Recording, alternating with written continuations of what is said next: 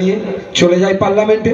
সেখানে গিয়ে মাসের শেষে মোটা অংশের একটা মাইনে পায়, সাম্মানিক ভাতা পায়, আর 5 বছর শেষ হয়ে গেলেই সাথে সাথে পেনশনটা তারা পেতে থাকে।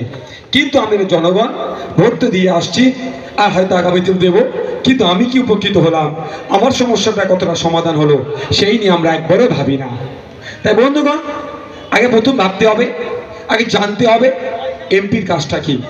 একটা এমপির কাজ হচ্ছে তার নির্বাচনী ক্ষেত্রে, এই বসিরহাট লোকসভার 7টা বিধানসভা, এদিকে বাদুড়িয়া, মিনাখা, হাড়োয়া, বসিরহাট, হিঙ্গলগঞ্জ, সন্দেশখালী, বসিরহাট দুটো, এই যে 7।